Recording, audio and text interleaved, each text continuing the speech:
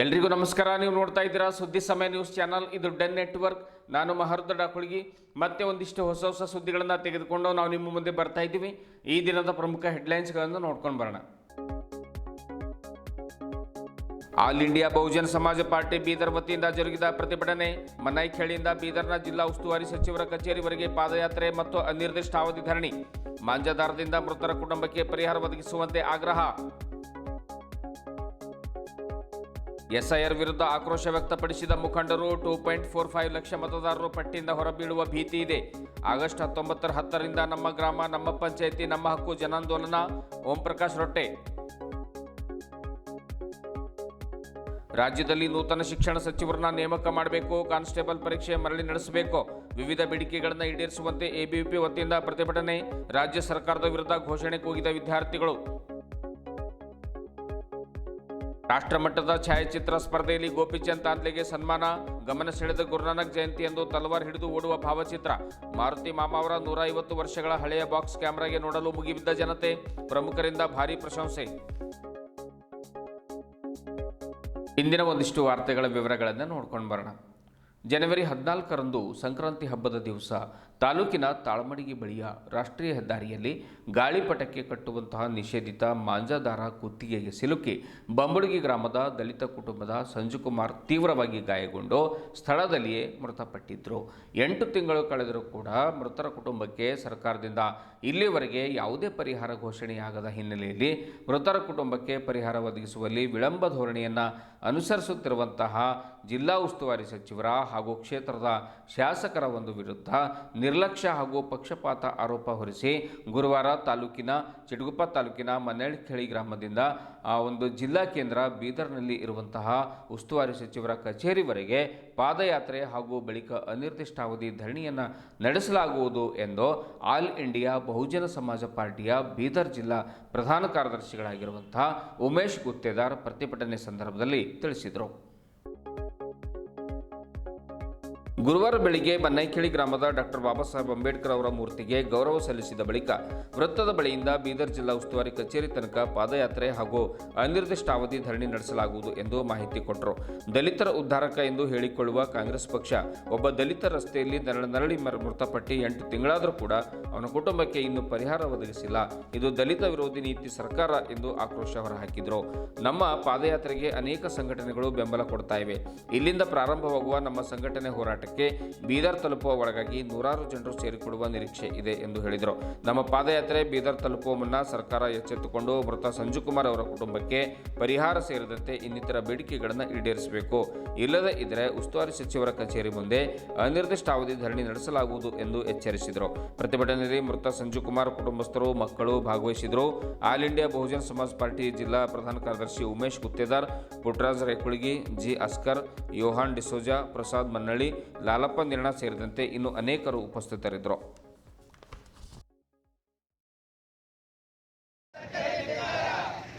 ದಲಿತ ವಿರೋಧಿ ಕಾಂಗ್ರೆಸ್ ಸರ್ಕಾರಕ್ಕೆ, ದಲಿತ ವಿರೋಧಿ ಉಸ್ತುವಾರಿ ಮಂತ್ರಿಗಳಿಗೆ, ದಲಿತ ವಿರೋಧಿ ಎಂಎಲ್ಎ ಅವರಿಗೆ ಬೇಕೇ ಬೇಕು, ಬೇಕೇ ಬೇಕು.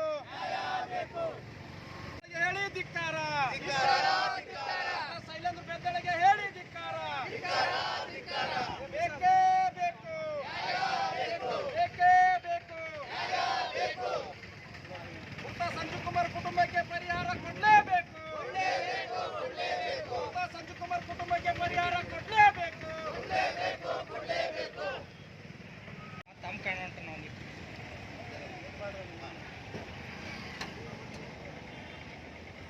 ಇಂದು ಬೀದರ್ ದಕ್ಷಿಣ ಕ್ಷೇತ್ರದ ಕೇಂದ್ರ ಬಿಂದುವಾದ ಮನ್ನೇಖೇಳಿ ಗ್ರಾಮದಿಂದ ಏನು ಮೃತ ಸಂಜುಕುಮಾರ್ ಜನವರಿ 14, 2026ರಂದು ತಾಳ್ಮಡಿ ಗ್ರಾಮದ ಹತ್ತಿರ ಮಾಂಜಾದಾರ ಕುತ್ತಿಗೆ ಸಿಲುಕಿ ಸ್ಥಳದಲ್ಲೇ ನರಳಿ ಮೃತಪಟ್ಟಿರು. ಆ ಸಂಬಂಧವಾಗಿ ನಾವು ಮನ್ನೇಖೇಳಿ ಗ್ರಾಮದಿಂದ ಬೀದರ್ವರೆಗೆ ಆ ಕುಟುಂಬಕ್ಕೆ ಪರಿಹಾರ ಕೋರಿ ನಾವು ಪಾದಯಾತ್ರೆ ಮೂಲಕ ಬೀದರ್ಗೆ ತಲುಪಿ ನಾವೇನು ಅನಿರ್ದಿಷ್ಟ ಹೋರಾಟ ಮಾಡುತ್ತೀವಿ. ಈ ಹೋರಾಟಕ್ಕೆ ಬೆಂಬಲವಾಗಿ ಸೂಚಿಸಿದ ಎಲ್ಲರೂ ಬಂದಂಥ ನಮ್ಮೆಲ್ಲ ಮಾಧ್ಯಮಿಕರು ಮತ್ತು ವಿವಿಧ ಸಂಘಟನೆಗಳಿಗೆ ನಾವು ಫಸ್ಟ್ ಧನ್ಯವಾದ ತಿಳಿಸಿ ನಾವು ನಮ್ಮಲ್ಲಿರೋ ಆಕ್ರೋಶ ಏನದಂತಂದ್ರೆ ಹೊರ ಹಾಕ್ಲತ್ತಿದ್ದೀವಿ. ನಮ್ಗೆ ಇಲ್ಲಿಂದ ಬಗ್ದಲ್ ಗ್ರಾಮ, ಕಾಡವಾಳ, ಕಮ್ತಾನ್, ಐಸ್ಪುರ್, ಇದ್ರಿ ಮತ್ತು Bombadeshwara circle, Basaveshwara circle, Bhagat Singh circle, ಹಂಗೆ ಒಂದು ಡಾಕ್ಟರ್ ಬಾಬಾ ಸಾಹೇಬ್ ಅಂಬೇಡ್ಕರ್ ಸರ್ಕಲ್ ಒಳಗೆ ನಾವು ನಡೆದಿದ್ದೀವಿ. ನಮಗೆಲ್ಲ ಗ್ರಾಮಗಳಿಲ್ಲಂದ್ರೆ ಜನ ಸೇರ್ಲತ್ತಾರ, ನಮಗೆ ಬೆಂಬಲ ಸೂಚಿಸ್ಲತ್ತಾರ. ನಾವು ಈಗೇನದಂತಂದ್ರೆ ಮಣ್ಣೆಟ್ಟಿ ಗ್ರಾಮದಿಂದ ಕುಟುಂಬದ ಜೊತೆಗೆ ಏನದಂತಾರ ಅವ್ರು ಬಂದು ಅವರು ನಮ್ಮ ಜೊತೆ ಬರ್ತಾ ಇದೆ ಅಂತ ಹೇಳಿದ್ರು. ಆದ್ರೆ ನಾವೆಲ್ಲ ಸಮುದಾಯದ ಮತ್ತು ಪಕ್ಷದ ನಾವೆಲ್ಲ ನಿರ್ಧಾರ ಮಾಡಿದ್ದೀವಿ. ನೀವು ಆಲ್ರೆಡಿ ಈಗ ಕಷ್ಟ ದುಃಖದಲ್ಲಿದ್ದೀರಿ, ನಿಮ್ಮನ್ನು ನಾವು ನಡೆಸಲ್ಲ, ನಿಮ್ಮನ್ನು ಹೋರಾಟ ಮಾಡಿ ನ್ಯಾಯ ಇಸ್ಕೊಡೋರಿಗೂ ಈ ಸಮುದಾಯಕ್ಕೋಸ್ಕರ ನಾವು ನಿಮ್ಮ ಜೊತೆ ಇದ್ದೀವಿ. ನೀವು ಬರೀ ಚಾಲನೆ ಕೊಟ್ಟು ನೀವು ಮನೆಗೆ ತಲುಪೋದು, ನಿಮ್ಮ ಮನೆಗೆ ನೀವು ಏನು ಸರ್ಕಾರದಿಂದ ಏನು ಪರಿಹಾರ ಸಿಗಬೇಕು ನಿಮ್ಮ ಮನೆಗೆ ತನ ನಾವು ಇಸ್ಕೊಟ್ಟೇ ತೀರ್ತೀವಿ ಅಂಥೇಳಿ ಈ ಸಂದರ್ಭದಲ್ಲಿ ಮಳೆ ಬರಲಿ ಏನೇ ಬರಲಿ ಯಾರೂ ಇಲ್ಲಿಂದ ತೊಲಗಲ್ಲ. ನಾವು ನಿರಂತರವಾಗಿ ಇಲ್ಲಿಂದ ಏನಂತಂದ್ರೆ ಬೀದರ್ಗೆ ಪಾದಯಾತ್ರೆ ಏನದಂದ್ರೆ ಚಾಲನೆ ಮಾಡ್ತೀವಿ. ಎಲ್ಲರಿಗೂ ಜೈ ಭೀಮ್, ಜೈ ಸಂವಿಧಾನ, ಜೈ ಕಾಂಶಿರಾಮ್.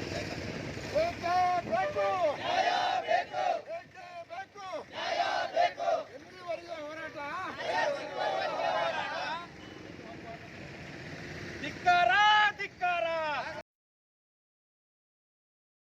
ಮತದಾರರ ಪಟ್ಟಿಯ ವಿಶೇಷ ಸಮಗ್ರ ಪರಿಷ್ಕರಣೆ ಅಂದರೆ SIR ಹೆಸರಿನಲ್ಲಿ ಲಕ್ಷಾಂತರ ಬಡವರು, ವಲಸೆ ಕಾರ್ಮಿಕರು, ಅಲೆಮಾರಿ ಸಮುದಾಯದವರು, ಬಾಡಿಗೆ ಮನೆಗಳಲ್ಲಿ ವಾಸಿಸುವವರನ್ನ ಮತದಾರರ ಪಟ್ಟಿಯಿಂದ ಕೈ ಬಿಡುವ ಹುನ್ನಾರ ನಡೀತಾ ಇದೆ ಎಂದು SIR ಜನವಿರೋಧಿ ಸಮಿತಿ ಹಾಗೂ ನಾಗರಿಕ ಒಂದು ಮತಕಾವಲು ಸಮಿತಿ ಸಂಚಾಲಕರಾಗಿರುವಂಥ ಓಂ ಪ್ರಕಾಶ್ ರೊಟ್ಟೆ ಆರೋಪ ಮಾಡಿದ್ದಾರೆ. ನಗರದ ಜಿಲ್ಲಾ ಪತ್ರಿಕಾ ಭವನದಲ್ಲಿ ಕರೆದ ಸುದ್ದಿಗೋಷ್ಠಿಯನ್ನು ಉದ್ದೇಶಿಸಿ ಮಾತನಾಡಿರುವಂಥ ಅವರು, ಚುನಾವಣಾ ಆಯೋಗದ ವರ್ಗೀಕರಣ ಅವೈಜ್ಞಾನಿಕವಾಗಿದೆ.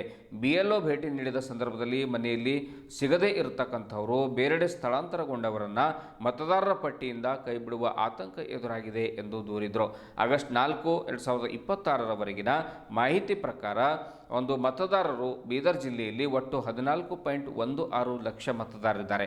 12.14 ಲಕ್ಷ ಮತದಾರರ ಮಾಹಿತಿ ಈಗಾಗಲೇ ಡಿಜಿಟಲೀಕರಣಗೊಳಿಸಲಾಗಿದೆ. ಪ್ರಸ್ತುತ ಪ್ರಕ್ರಿಯೆಯಿಂದ ಜಿಲ್ಲೆಯ 16.88% ಅಂದರೆ ಸುಮಾರು 2.45 ಲಕ್ಷ ಮತದಾರರು ಆ ಒಂದು ಮತದಾರರ ಪಟ್ಟಿಯಿಂದ ಹೊರಬೀಳುವಂಥ ಸಾಧ್ಯತೆ ಇದೆ ಅನ್ನುವಂಥ ಮಾತನ್ನು ಓಂ ಪ್ರಕಾಶ್ ರೊಟ್ಟೆ ತಿಳಿಸಿದರು. ಸಮಿತಿಯ ಅಧ್ಯಕ್ಷ ಶ್ರೀಕಾಂತ್ ಸ್ವಾಮಿ ಹೆಡ್ಗಾಪುರ ಅವರು ಮಾತನಾಡಿ, ASDDO ಪಟ್ಟಿಯಲ್ಲಿರುವಂತಹ ಅದರ್ಸ್ ವರ್ಗದಲ್ಲಿ ಯಾರು ಸೇರಿದ್ದಾರೆ ಹಾಗೂ ಈವರೆಗೆ ಎಷ್ಟು ಅಕ್ರಮ ವಲಸಿಗರನ್ನು ಗುರುತಿಸಲಾಗಿದೆ ಎಂಬ ಅಂಕಿಅಂಶವನ್ನು ಚುನಾವಣಾ ಆಯೋಗ ಸಾರ್ವಜನಿಕವಾಗಿ ಬಹಿರಂಗಪಡಿಸಬೇಕು. ಮತದಾರರನ್ನ ಪಟ್ಟಿಯಿಂದ ಕೈಬಿಡುವ ಮುನ್ನ ಸಮಗ್ರ ಪರಿಶೀಲನೆ ಮಾಡಬೇಕು. ಸಾಮಾಜಿಕ ಸಂಘಟನೆಗಳಿಗೆ ಆಕ್ಷೇಪಣೆ ಮತ್ತು ಅಭಿಪ್ರಾಯ ಮಂಡಿಸಲು ಅವಕಾಶವನ್ನು ಕಲ್ಪಿಸಬೇಕು. ಸ್ಥಳಾಂತರಗೊಂಡ ಮತದಾರರನ್ನ ನೇರವಾಗಿ ಪಟ್ಟಿಯಿಂದ ಕೈಬಿಡದೆ ಅವರಿಗೆ ಫಾರ್ಮ್ ನಂಬರ್ 8 ನೀಡಿ ಹೊಸ ವಿಳಾಸಕ್ಕೆ ಮತದಾರರ ನೋಂದಣಿ ವರ್ಗಾಯಿಸಲು ಅವಕಾಶ ನೀಡಬೇಕು ಎಂದು ಒತ್ತಾಯ ಮಾಡಿದ್ದಾರೆ. ಸಮಿತಿಯ ಸದಸ್ಯರಾದ ಪ್ರೊಫೆಸರ್ ವಿಠಲದಾಸ್ ಪ್ಯಾಗೆ, ಸದಸ್ಯರಾದ ಅಬ್ದುಲ್ ಮನ್ನನ್ ಸೇಠ್ ಮಾತನಾಡುತ್ತಾ, ಗ್ರಾಮ ಮತ್ತು ಪಂಚಾಯಿತಿ ಮಟ್ಟದಲ್ಲಿ ಮತದಾರರ ಪಟ್ಟಿಯ ಕುರಿತು ಜನರಲ್ಲಿ ಜಾಗೃತಿ ಮೂಡಿಸುವುದರೊಂದಿಗೆ ಅರ್ಹ ಮತದಾರರ ಹೆಸರು ಪಟ್ಟಿಯಿಂದ ಕೈಬಿಟ್ಟು ಹೋಗದಂತೆ ನಿಗಾ ವಹಿಸಲಾಗುವುದು ಎಂದು ತಿಳಿಸಿದರು. ಸಮಿತಿಯ ಸದಸ್ಯರಾದ ಮೊಹಮ್ಮದ್ ನಿಜಾಮುದ್ದೀನ್, ಮಹೇಶ್ ಗೋರ್ನಾಡ್ಕರ್, ಜಗದೀಶ್ವರ್ ಬಿರಾದರ್ ಸೇರಿದಂತೆ ಇನ್ನಿತರರು ಉಪಸ್ಥಿತರಿದ್ದರು. ಇವೇನು ಹೇಳ್ತಾರೆ, ಮೃತಪಟ್ಟಿದ್ದವರು, ಸ್ಥಳಾಂತರವಾಗಿದ್ದವರು, ವಲಸೆ ಹೋಗಿದ್ದವರು, ಅಥವಾ ಒಂದು ಜಾಗದಲ್ಲಿ ಮತ್ತೊಂದು ಊರಿಗೆ ಹೋಗಿದ್ದವರು, ಒಂದು ಓಣಿಯಿಂದ ಮತ್ತೊಂದು ಊರಿಗೆ ಹೋಗಿದ್ದವರು, ಈ ಥರ ಒಂದು 7 ಅವರು ವರ್ಗೀಕರಣ ಮಾಡಿದ್ದಾರೆ. ಕೊನೆಯ ವರ್ಗೀಕರಣ ಅದರ್ಸ್ ಅಂತ ಹೇಳ್ತಾರೆ. ಅದರ್ಸ್ ಏನು ಅಂತ ಇಲ್ಲಿವರೆಗೆ BLOಗಳಿಗೆ ಅವ್ರು ಹೇಳಿಲ್ಲ. ಇದೇ ನಿಗೂಢ ಒಂದು ಅಲ್ಲಿ ಕೇಂದ್ರ ಸರ್ಕಾರ ಇಟ್ಕೊಂಡಿದೆ. ಅದರ್ಸ್ನಲ್ಲಿ ಯಾರ್ಯಾರಿಗೆ ಹಾಕ್ತಾರೋ, ಏನು ಮಾಡ್ತಾರೋ ಅದು ಸಂಪೂರ್ಣ ಮಾಹಿತಿ BLOಗಳಿಗೂ ಇಲ್ಲ ಅಥವಾ ರಾಜ್ಯ ಆಯುಕ್ತರಿಗೂ ಗೊತ್ತಿಲ್ಲ, ಚುನಾವಣಾ ಆಯುಕ್ತರಿಗೆ. ಇದೆಲ್ಲ ಸಂಪೂರ್ಣ ಕೇಂದ್ರ ಚುನಾವಣಾ ಆಯುಕ್ತರ ಕೈಯಲ್ಲಿದೆ, ಅದರ್ಸ್ದಾಗ ಯಾರಿಗೆ ಹಾಕ್ತಾರೆ ಅಂತ. ಆದ್ದರಿಂದ ಇಂಥ ಒಂದು ಪರಿಸ್ಥಿತಿಯಲ್ಲಿ ನಮ್ಮ ಕಾವಲು ಸಮಿತಿ ಅಥವಾ SIR ವಿರೋಧಿ ಜನಾಂದೋಲನ ಸಮಿತಿ ಜನರಲ್ಲಿ ಜಾಗೃತಿ ಮೂಡುವಂಥ ಕೆಲಸ ಸುಮಾರು ತಿಂಗಳಿಂದ ಮಾಡ್ತಾ ಇದೆ. ಅವೆಲ್ಲ ಜಾಗೃತಿಗಳ ಮುಖಾಂತರ ಮೊದಲು 3 ಸಲ ಹೋಗ್ಲತ್ತಾರ, ಡೋರ್ ಲಾಕ್ ಹಾಕ್ಲತ್ತಾರ. ಆದರೆ ಮತದಾರ ಪಟ್ಟಿಯಲ್ಲಿ ಅದಾರಲ್ಲ, ಅವರು ಮರಣ ಹೊಂದಿಲ್ಲ ಕೂಡ, ಅವರು ಸತ್ತಿಲ್ಲ, ಅವರು ಮತದಾರರಲ್ಲ. ಆದರೆ ಸರ್ಕಾರದ ಒಂದು ನೀತಿಗಳ ತಪ್ಪು ನೀತಿಗಳಿಂದ ಅವರು ವಲಸೆ ಹೋಗ್ತಾ ಇದ್ದಾರೆ. ಯಾಕಂದರೆ ಅದು ಅವ್ರಿಗೆ ಉದ್ಯೋಗ ಸಿಗ್ತಾ ಇಲ್ಲ, ಸ್ಥಳೀಯದಲ್ಲಿ ಅವ್ರಿಗೆ ಉದ್ಯೋಗ ಸಿಗ್ತಾ ಇಲ್ಲ ಅಂದಾಗ ಅವರೆಲ್ಲರೂ ವಲಸೆ ಹೋಗ್ತಾ ಇದ್ದಾರೆ, ಗುಳೆ ಹೋಗ್ತಾ ಇದ್ದಾರೆ. ಅಂಥ ಮತದಾರರು ಭಾರತೀಯ ನಾಗರಿಕರೇ ಇದು ಅಂತ ಸ್ಪಷ್ಟ ಇದೆ. ಆದರೆ ಭಾರತೀಯ ನಾಗರಿಕರಿಗೆ ಮತಗಳು ಹಾಕಬಾರ್ದು ಅಂತೇಳಿ ನಾವೇನು ಈ ರೀತಿ ಮೋಸ ಮಾಡ್ತಾ ಇದ್ದೀವಿ. ಈ ಸರ್ಕಾರದ ನೀತಿ ನಾವು ಖಂಡಿಸ್ತೀವಿ. ಏಕೆಂದರೆ ಆ ಮತದಾರ ಒಂದು ವೇಳೆ 2002ರಲ್ಲಿದ್ದು ಇದ್ದರು, 2025ರಲ್ಲೂ ಆದರೆ ಅವ್ರ ಮನೆಯಲ್ಲಿಲ್ಲ ಅಂದ ಕಾರಣಕ್ಕಾಗಿಯೇ ಅವ್ರ ಮತಗಳು ವಂಚನೆ ಮಾಡೋದು ಸರಿ ಇಲ್ಲ. ಸಮಿತಿ ವತಿಯಿಂದ ಇವತ್ತು ನಾವು ಏನು ಮಾಡ್ತಾ ಇದ್ದೀವಿ ಅಂದರೆ ಈ ವಿಷಯ ಈಗಾಗಲೇ 9ನೇ 8ನೇ ತಾರೀಕಿಗೆ ಇದು ಫಾರಮ್ ತುಂಬಂಥ ಪ್ರಕ್ರಿಯೆ ಎಲ್ಲ ಮುಗೀತದೆ. ಇದಾದ ನಂತರ ಏನು ಸಮಸ್ಯೆ ಅಂತಕ್ಕಂಥದ್ದೇ ನಮ್ಮ ಈ ಸಮಿತಿಯ ಒಂದು ಮೂಲ ಉದ್ದೇಶ ಆಗಿದೆ. ಈಗ ಕೇಂದ್ರ ಸರ್ಕಾರದ SIN ಪ್ರಕ್ರಿಯೆ ಇದೆಯಲ್ಲ, ಇದು ಉದ್ದೇಶಪೂರ್ವಕವಾಗಿ ಮತ್ತು ಸಂವಿಧಾನ ಬಾಹಿರವಾದಂಥ ನಿಯಮಗಳಿಂದ ಕೂಡಿದಂಥ ಪ್ರಕ್ರಿಯೆ ಇದಾಗಿದೆ. ಈ ಪ್ರಕ್ರಿಯೆಯಲ್ಲಿ ನಾವು ಇವತ್ತು ಒಂದು ಯಾವ ಪಕ್ಷ ಇವತ್ತು ಕೇಂದ್ರದ ಅಧಿಕಾರದಲ್ಲಿದೆ, ಆಡಳಿತಾರೂಢ ಪಕ್ಷದ ಪರವಾಗಿ ಇವತ್ತು ಕೇಂದ್ರ ಚುನಾವಣಾ ಆಯೋಗ ಕೆಲಸ ಮಾಡ್ತಾ ಇದೆ. ಇವತ್ತು ಆ ಚುನಾವಣಾ ಆಯೋಗ ಪ್ರಜಾಪ್ರಭುತ್ವ ಇಂಥ ಒಂದು ರಾಷ್ಟ್ರದಲ್ಲಿ ಜನರಿಗೆ SIRದಿಂದ ಏನೇನು ಸಮಸ್ಯೆಗಳಾಗ್ತವೆ ಅಂತಕ್ಕಂಥದ್ದು ನಾವೇನು ಅಹವಾಲು ಕೊಟ್ಟರು ಅದಕ್ಕೆ ಕಿವಿ ಕೊಡ್ತಾ ಇಲ್ಲ. ಅದು ಸರ್ವಾಧಿಕಾರಿಯ ಮನೋಧರ್ಮದಿಂದ ಇವತ್ತು ಈ ಕೇಂದ್ರ ಚುನಾವಣಾ ಆಯೋಗ ನಡ್ಕೋತಾ ಇದೆ. ಅದರ ಹಿಂದೆ ಕೇಂದ್ರ ಸರ್ಕಾರ ಬೆನ್ನೆಲುಬಾಗಿ ನಿಂತಿದೆ. ಇವತ್ತು ನಮ್ಮ ಅಹವಾಲಿಗೆ ಏನು ಈಗ ಅದು ಚುನಾವಣಾ ಆಯೋಗ ಏನು ಹೇಳ್ತಾ ಇದೆ, ಸುಪ್ರೀಂ ಕೋರ್ಟ್ಗಿಂತನೂ ನಾನೇ ಶ್ರೇಷ್ಠ ಅಂತ ಹೇಳುವಂಥ ಒಂದು ಹಂತಕ್ಕೆ ಬಂದಿದೆ. ಇವತ್ತು ಸುಪ್ರೀಂ ಕೋರ್ಟಿಗೆ ಕೂಡ ಕ್ಯಾರೆ ಅಂತಕ್ಕಂಥ ಒಂದು ಅಂಥ ಕಾನೂನು ಈ ಕೇಂದ್ರ ಸರ್ಕಾರ ಜಾರಿಗೆ ತಂದಿದೆ. ಯಾವಾಗ ಇದು ಚುನಾವಣಾ ಆಯೋಗದ ಅಧ್ಯಕ್ಷರಿಗೆ ಪ್ರಧಾನಮಂತ್ರಿ, ಅದೇ ಸರ್ಕಾರದ ಒಬ್ಬ ಮಂತ್ರಿ ಮತ್ತು ಇವರೇನು 3 ಜನ ಆರಿಸ್ಲಾಕ ಬಂದ್ರು, ಅಲ್ಲೇ ನಮ್ಮ ಚುನಾವಣಾ ಆಯೋಗ ಇವತ್ತೇನದು ಒಂದು ಸರ್ವಾಧಿಕಾರಿಯ ನೀತಿಯನ್ನು ಅಳವಡ್ತಾ ಇದೆ.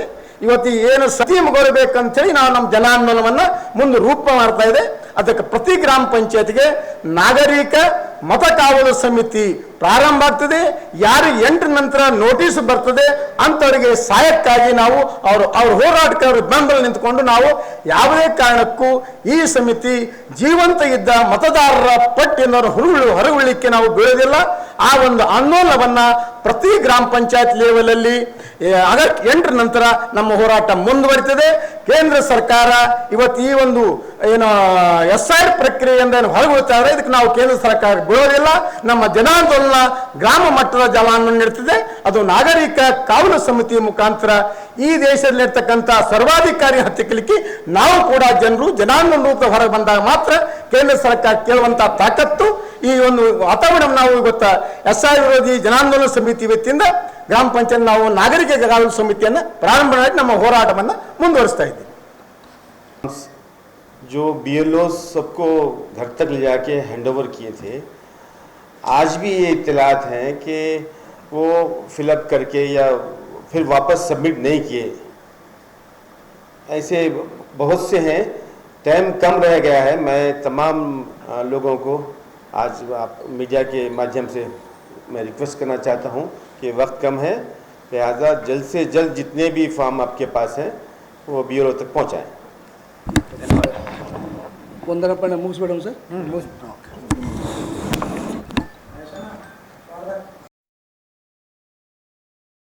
ರಾಜ್ಯದಲ್ಲಿ ಇದುವರೆಗೆ ಶಿಕ್ಷಣ ಸಚಿವರನ್ನೇ ನೇಮಕಾತಿಯಾಗಿಲ್ಲ.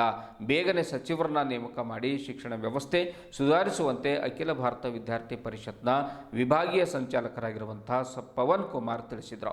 ನಗರದ ಅಂಬೇಡ್ಕರ್ ವೃತ್ತದಲ್ಲಿ ವಿವಿಧ ಬೇಡಿಕೆಗಳನ್ನು ಈಡೇರಿಸುವಂತೆ ಆಗ್ರಹಿಸಿ ಒಂದು ಅಖಿಲ ಭಾರತೀಯ ವಿದ್ಯಾರ್ಥಿ ಪರಿಷತ್ ವತಿಯಿಂದ ರಾಜ್ಯ ಸರ್ಕಾರದ ವಿರುದ್ಧ ವಿದ್ಯಾರ್ಥಿಗಳು ಘೋಷಣೆಗಳನ್ನು ಕೂಗ್ತಾರೆ. ಇತ್ತೀಚೆಗೆ ವಿಜಯಪುರದ ತ್ರಿಕೂಟದಲ್ಲಿ ನಡೆದಿರುವಂತಹ ಕಾನ್ಸ್ಟೇಬಲ್ ಹುದ್ದೆಗಾಗಿ ನಡೆದಿರುವಂತಹ ಪರೀಕ್ಷೆಯ ಗೊಂದಲವನ್ನು ಶೀಘ್ರವೇ ಬಗೆಹರಿಸಬೇಕು, ತನಿಖೆ ಮಾಡಿಸಬೇಕು, ಮರುಪರೀಕ್ಷೆಯನ್ನು ನಡೆಸಬೇಕು ಎಂದು ಆಗ್ರಹ ಮಾಡಿದರು.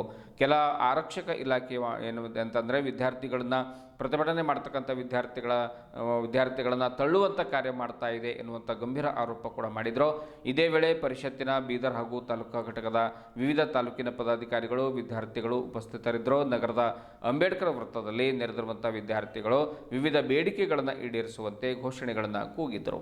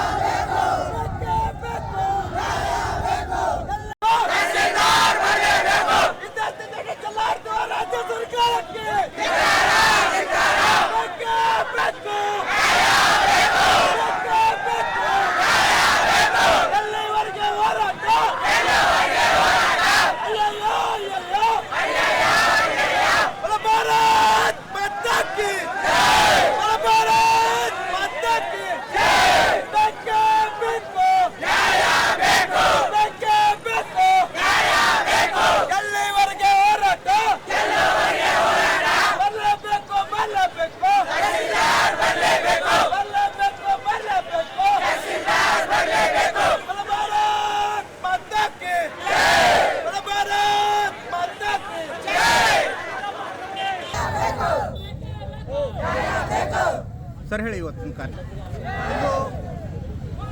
ಇಂದು ಅಖಿಲ ಭಾರತೀಯ ವಿದ್ಯಾರ್ಥಿ ಪರಿಷತ್ ಬೀದರ್ ವತಿಯಿಂದ ರಾಜ್ಯ ಸರ್ಕಾರದ ವಿರುದ್ಧ ಒಂದು ತೀವ್ರ ಪ್ರತಿಭಟನೆಯನ್ನು ಮಾಡ್ತಾ ಇದೆ.